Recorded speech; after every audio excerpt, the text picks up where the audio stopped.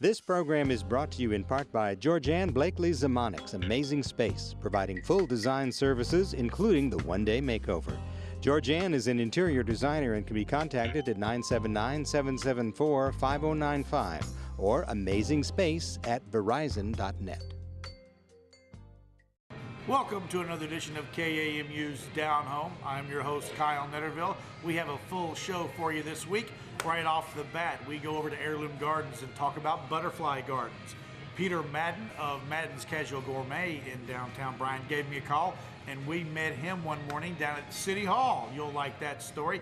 Dave McIntyre has a nice story with the TSA. It's a story about puppies. You'll find that real interesting. And we travel all the way to Brenham and visit the fine folks at the Wellness Ranch. Stay tuned. KAMU Down Home is coming up next.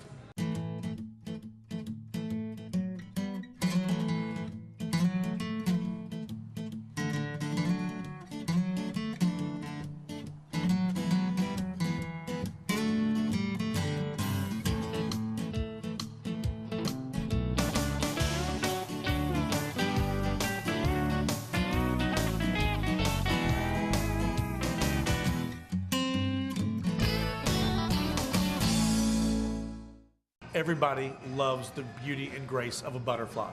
If you've ever thought about putting a butterfly garden somewhere on your property, here's a few pointers.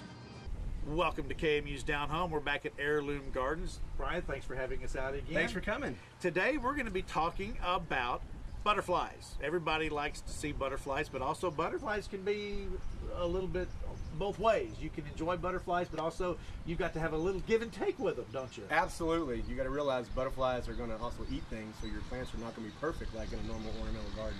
Right. So what are some of the if I've got a backyard that has just a small vegetable garden in it, but my wife says she wants to enjoy some butterflies, what are some of the things I should be looking for or try to get going in my backyard to start a butterfly garden?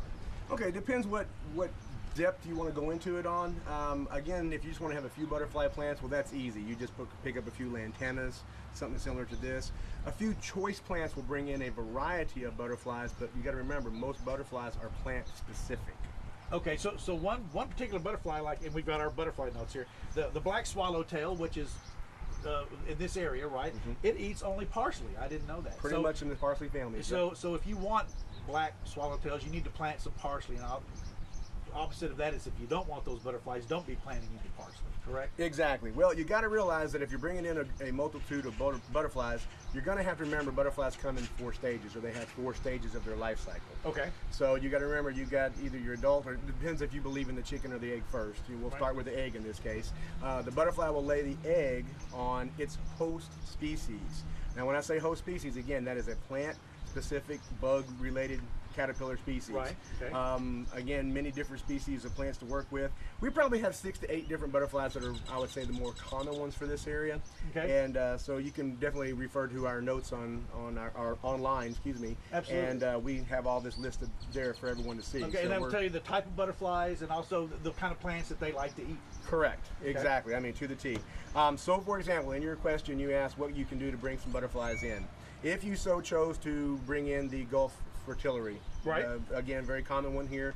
Not the great big one, but again, pretty much a size of maybe a 50-cent piece. Okay. One of the best plants there is this almond verbena. Bring I'm gonna reach this around. And this, I can almost smell this from over here in the corner. Super fragrant. So if you like fragrance in the garden, right, you're going to enjoy this. And so with this kind of plant, is this what you need to buy, about this size of plant, or can you start it from the seeds? This is the size of plant. I've only seen them available in this size and larger, to be honest with you. Okay, so the butterflies, do they go after the leaves, or they go after all the little yellowy flowers, or white flowers? 2 things. Again, not so much the leaves unless they're eating this particular species. In this case, they're using it as a nectar species. Oh, okay. So nectar is what they're going to be getting the sugars from on this particular unit.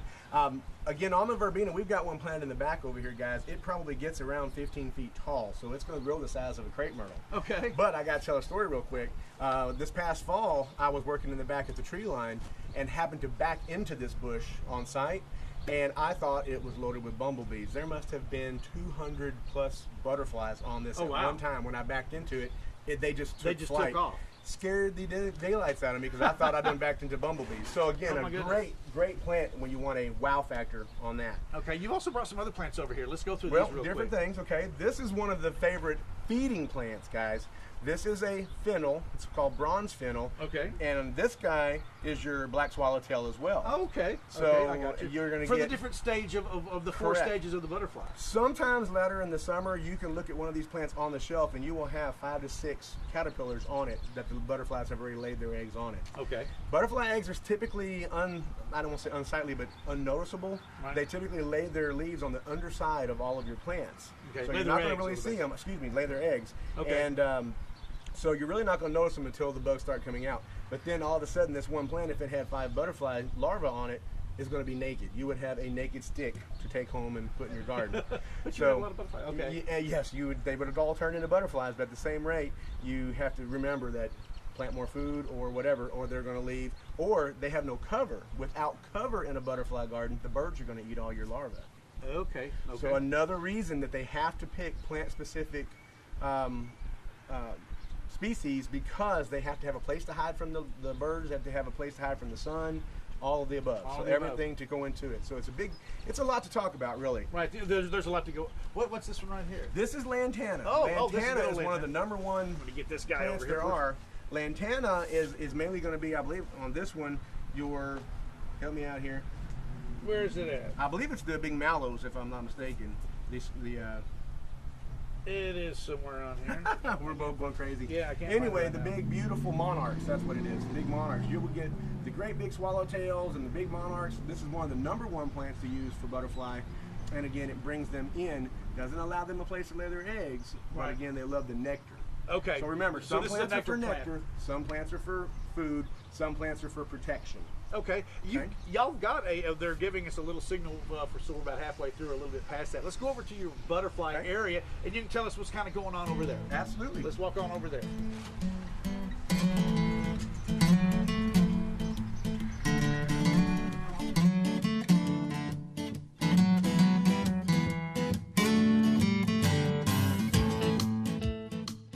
If you ever thought you'd like to do your part for Homeland Security, the Transportation Security Agency, or TSA, has a great program involving puppies. Watch this.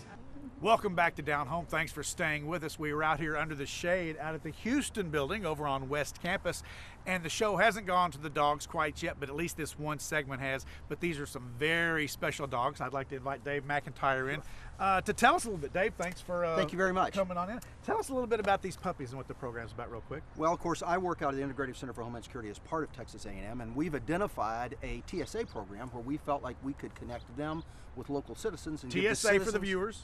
The Transportation Security Authority. Right. And those are the people that guard all of our transportation, not just airports, seaports, passenger ships, transportation on land.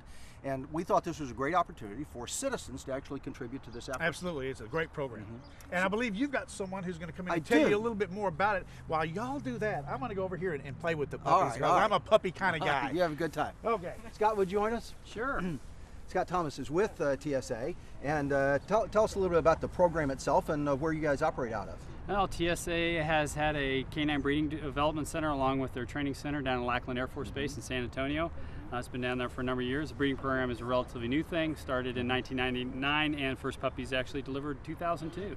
Now, how many dogs do you have out working at this time? Currently, for TSA, we have 600 teams working nationwide, of which the puppy program has the smallest percentage of those dogs, about 60 dogs from the breeding program. But your goal ultimately is you're trying to field 1,000 dogs. We want to have 1,000 dogs out there nationwide to help protect our mass transit systems and airports, and this is one of the greatest tools in the world to do that. Well, an important thing I learned about this program is that in the past you bought dogs, and this is actually going to save us a lot of money because you get a high quality dog and you know what you're getting. Well, what we're hoping, and we're still in the early numbers, is that we can continue to procure dogs. We never want to lose any one avenue to be able to provide all the dogs for security.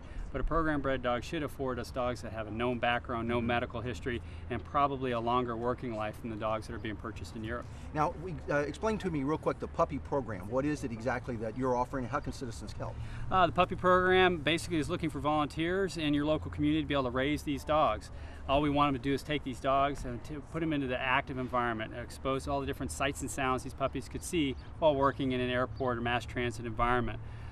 We supply the volunteers everything they need, all the dog food, supplies, equipment, leashes, everything you can dream of. And then all we ask in return is that we bring the dog back to us, or we'll pick the dog up here in order to be able to bring them back and continue our assessments. Okay, I'm going to ask Laura Spencer to step up here and join me just for a second. Laura's my deputy. Come on this side, Laura. Laura's my deputy at the Integrative Center for Homeland Security. And Laura, would you explain how do people get involved in this program? Because really all we're doing is bringing them together. It's not a Texas A&M program. Right. Unfortunately for us, we're not the ones working with the puppies. They are TSA puppies. We're just helping them get the word out in College Station that people know this is an opportunity. If you've been looking for a way to get involved in public service or do something for your country, what better way than being a foster home to a puppy Foster for 10 home for a months. puppy for 10 months. Now, Yeah. they can find how to contact these people by going to our website. Go into our website, homelandsecurity.tamu.edu, and you'll notice right at the top of the page there's a picture of a puppy, and follow that link to learn more information, and application forms are all there. Okay, let me ask Diane to join us up here just for a minute too. I mean, she's got another one of the working puppies. This one was about 15 weeks old. This one's about how old? This one's 8 weeks. This is Olander. Okay, now why do all these dogs have names? We actually name them after 9/11 victims. So every dog has a name of a 9/11 victim. And how do you identify them? How do you keep them apart? They have tattoos in their ears that identifies what litter they come from, because all the litters are alphabetized. So this is O litter, so that's where she gets Olander. And then what birth order they were in. Okay, now if somebody were going to get a dog, explain to us exactly how it works. They pick the dog up at about what age? About 10 weeks of age. Okay, they So- get an orientation from you, Scott? Correct. We'll start them off with an application process. The second thing after the application process is Diane will actually visit their home, make sure it's set up well for a puppy. Once all that looks good and looks like we've got a good match, then we'll come down and do an orientation. It takes about 2 hours. We'll take them through everything they'll need to do, and their puppy will be issued. Now, you actually worked with dogs for several years in the Air Force, didn't you? Yes, they did. All right, so you feel pretty good about putting these out with homes with citizens and then getting them back for training after a year? Yes. And then they'll work for about how long for their career? Typically we have a working life of about 8 to 10 years. And these are actually pretty expensive dogs by the time you put all the time and effort into them. Yes, So definitely. tell us about the dogs well taken care of during their working life. What do they actually do for a living? They're actually going to be explosive detector dogs in our nation's airports and mass transit systems. And typically the handlers will take the dogs home with them, so they'll live in a home environment, which is beneficial because we raise them in a home environment. So that's one of the ways the volunteers help us. And once again, if somebody's interested, because there's still dogs available, how would they find out about that? They can go to the TSA.gov website or your website. TSA.gov website, or Laura, they can contact our website, which is? homelandsecurity.tamu.edu. homelandsecurity.tamu.edu. And I think we're going to pass this camera back now to Kyle, who may be sleeping with the puppies. They are asleep. Yeah, the show has kind of gone to the dogs a little bit, but as you can see, they're busy catching on some little puppy naps right now. We'll be back with more from Down Home right after this.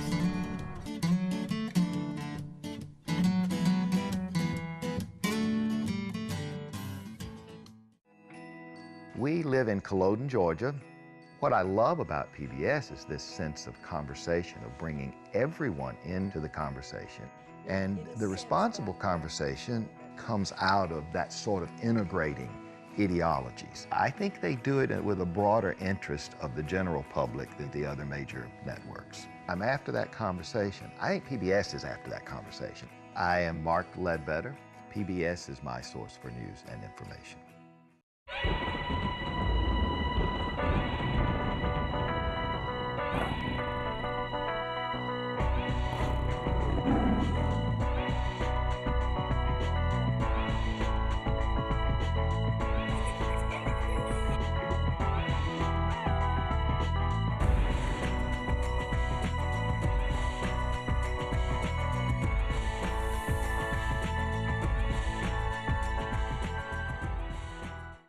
Leave it to Peter Madden. His sous chefs didn't even know what was going on that morning. We caught up with him down at City Hall at the city of Bryan. He just waltzes in unannounced. We normally are at Madden's restaurant. We're back in Peter's little kitchen, but as you can see, we're in a little bit different location. Peter, what's going on this morning? Well, from time to time, I'll go visit different businesses and/or I guess this is a city building, and just kind of a way for me to say thank you for the patronage. I just show up unannounced and Yes, you did. cook They didn't dinner. even know about it in No, the lobby nobody here knew this I was morning. coming, and I'm just going to offer them breakfast, and I'm going to set up an omelet station. I've got bacon and potatoes. I've got some fruits. Okay. And people will just come up and I'll take requests and make whatever they want. When you go in the field like this, is there any special prep that you need to do, you and your sous chefs, to go through to do something on location? Well, I'm not sure that my sous chefs even knew that I was coming today, so they showed up this morning like, what are you doing here? I'm like, well, I decided to go ahead and do an impromptu breakfast at the city. So basically all I do is come in a little bit early to work and prep all this stuff. I made the fruit salad this morning, the potatoes, so you pre-prep all this basically? Yeah, this morning, and chopped a bunch of vegetables and typical omelet toppings. So the fare this morning is omelets. What? Tell us a little bit about maybe some things that you may do different with your omelets, other than the traditional type. Well, omelets. traditionally, what I see a lot in omelets, and what they teach you in school, is to take the omelet, and most people use the omelet pan, the no-stick surface. Rubber spatula is crucial. And what they'll do is put the eggs in, and then they'll put the toppings on the inside and roll it up. Yeah, and flip it, right. Okay, that's how I've seen it done. And I like to saute the ingredients first to soften them up, because I don't want raw bell pepper in my omelet. Okay. And so I saute them first. It helps develop flavor, make sure that they're hot. Right. And I mix it into the omelet. That way. So you mix your ingredients or all the add-ins, into like the the bell peppers and the bacon or whatever it is, the cheese. Yes. You mix that in with the egg. Oftentimes the cheese will go on top, but but you can certainly mix it in. And I find that that's better, because you end up getting a bite of each ingredient with every bite. I got you. And you're not just eating egg and then you get to the center and then have one big bite of bell pepper. You have a good mixture that's good for the palate. And it blends the flavors a lot better into the egg. So. Do you find any particular type of vegetables or bacons work better with omelets when you're making this kind of breakfast? No, the omelet's kind of the disposal of the culinary world. You can put anything you want in there. Into an omelet, sauces, and it's and it normally is good. It's great for vegetarians that do eat eggs. We actually buy, here I can show you. We actually buy a. We're all about showing. We actually buy a liquid egg, and this is just eggs that have been blended with a little bit of citric acid to kind of stabilize them, and it makes a nice smooth product, and it just really helps with the omelet making. Usually when you crack a bunch of eggs and you mix them up, they tend to be a little, you don't break up the protein enough, and they tend to be difficult to work with a little bit. Okay. And these work a lot better for mass production. Right. With 20, 25 people. I see some fruits down over here. So how does this tie in with the omelet? Is it just for a little fruit salad, something cool and fruity to complement the omelet? Well, it's for those that don't really care for bacon, potatoes, the more hearty ingredients. Maybe they want a little bit of egg, but they also want some fruits, or maybe they just want the fruit. Really, if you're at home and you're wanting to make omelets, leftovers in your refrigerator, chicken. Here, I can show you. What about regional omelets? We're here obviously in Texas, but you travel to New York a lot and go see the restaurants up there. Is there a New York style type omelet that like pizza kind of has its regional places, or barbecue per se? Up in New York, you're likely to see things like maybe a smoked salmon omelet with kind of a spin on bagels and lox. You might see something like that. Down in the Southwest, you're going to see something that's got some chili in it, and that's typically the kind of food that I cook. And so I had some leftover roasted chicken. Okay, and that's what this is, right? Yeah, and I mixed it with some chili paste. And is this spinach leaf? That's spinach. Okay. So I mixed the chicken with some chili paste, so that'll be a little bit spicy. I have some mushrooms here. Any particular type of mushrooms? Any particular type is exactly. Now this happens to be shiitake and oyster mushrooms, but any mushroom that you have. If you like mushrooms. Yeah, and like I said, leftovers are a good way to utilize. Is it Parmesan? This is Monterey Jack cheese. Monterey Jack, okay. I've got some onions. I've got some tortilla strips here, along with the jalapenos and the onions, and we get kind of amigas. Yeah, right, exactly. Amiga style a little bit of a omelet. different texture to the omelets. And you're running out of room. I am running out of room. I've got some smoked pork. Oh wow. What would breakfast be without smoked pork product? And of course I've got salt and pepper. Salt and pepper is integral. Just standard table salt? I have kosher there. Kosher salt? Kosher salt, yeah. And I've got some roasted tomatoes. Okay. But we're going to step back and see who, as I look around the lobby here at the City Hall in Bryan, we're going to ask them who's going to be the first one to come up here and get an omelet. Who's going to be the first one? I see hands going up. I see hands going up. She helped with the door. But we're going to back out of your way, and Peter, good luck, and everyone come on in and get some omelets, and we're just going to catch back and let Sandra get some omelet making footage. Hey, you said pork and cheese, right?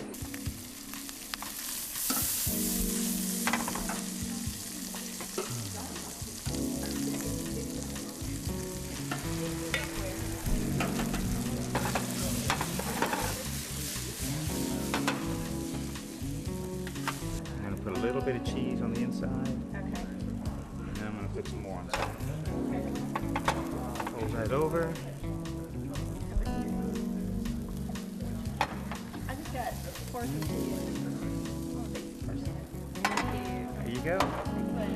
Okay, Tina, did she use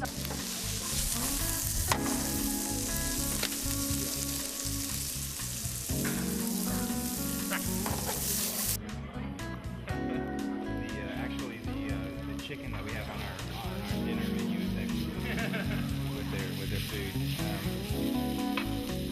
The crab pasta is really good. Sounds good. I looked at your menu. You look online?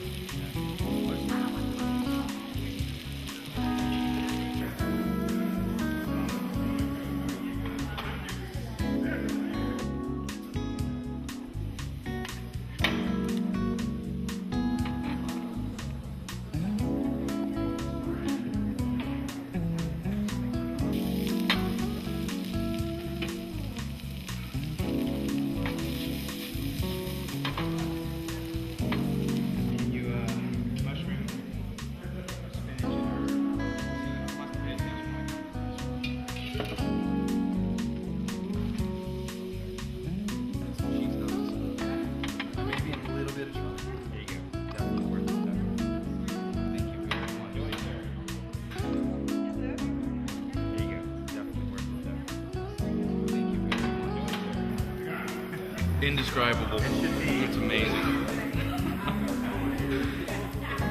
The paying stuff is good, but the free stuff is potentially more amazing here.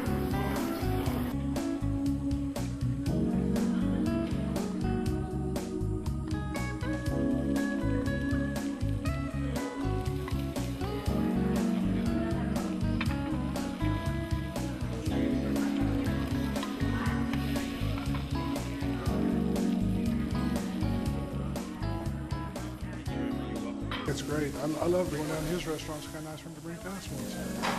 It was a very nice surprise. It was awesome. I think I ought to come at least once a week. It's great. I think it's awesome, and it'll be my first time to have a breakfast. So I've eaten a lot of lunches down there, so I'm looking forward to see what it's like. It smells great. I'm starving. So Peter, for all these people standing here, if there was a couple of good little tips you could give them about making home omelets, what would those be from a seasoned chef? My suggestion would be don't make them come to Madden.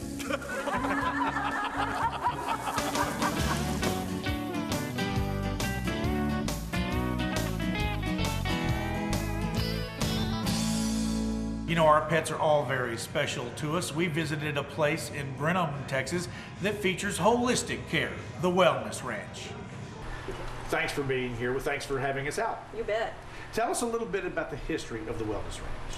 Wellness Ranch has been a lifelong dream of mine to kind of wrap up a goal of having an animal place for animals who are sick, animals who may be injured and are having trouble recovering. Right. There comes a point in time in certain medicine, in veterinary medicine, where you've just tried everything and an owner will feel there's nothing left, and Wellness Ranch is kind of there to pick up that and offer choices. So you told me earlier, you almost consider this, that most people when they come to you, it's their last step or their last hope. Yes, it's usually the last step. They've gone, I've been to here, I've been to there, we've tried everything, and now I've been told this.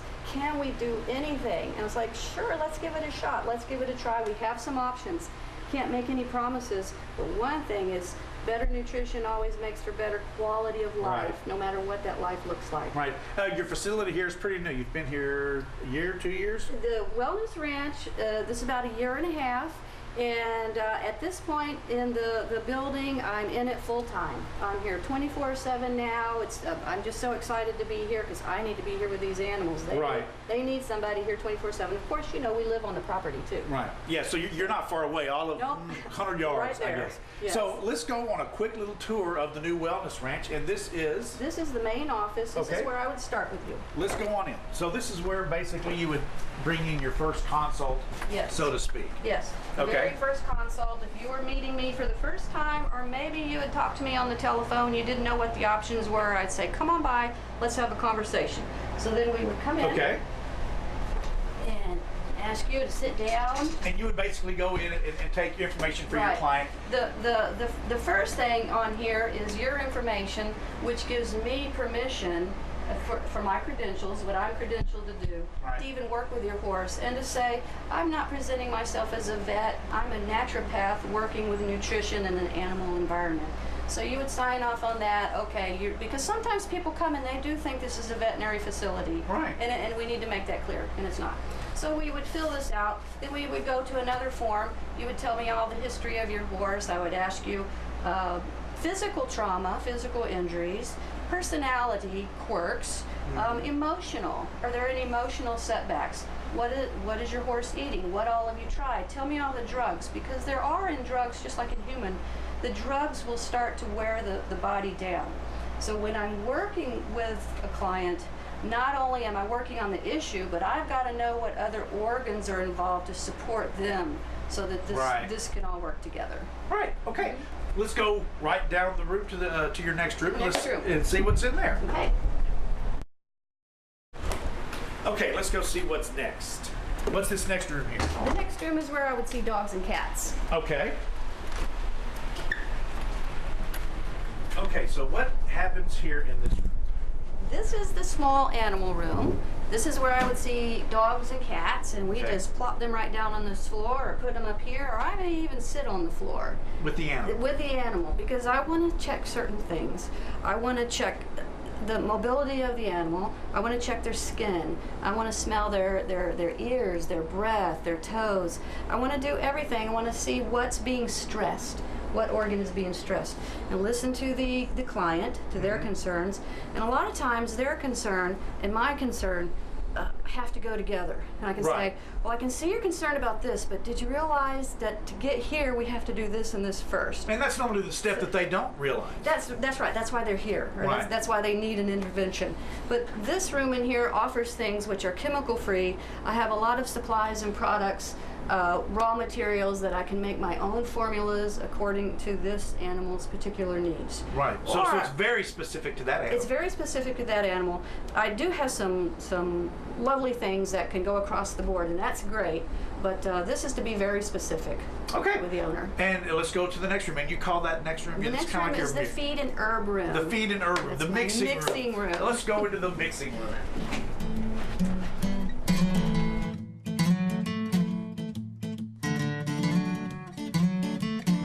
That's all the time we have for today's show. Hope you enjoyed it. If you have any suggestions or comments, feel free. I'd love to hear from you. You can send me an email at downhome@kamu.tamu.edu. For the entire KAMU Down Home crew, we'll see you next time down home.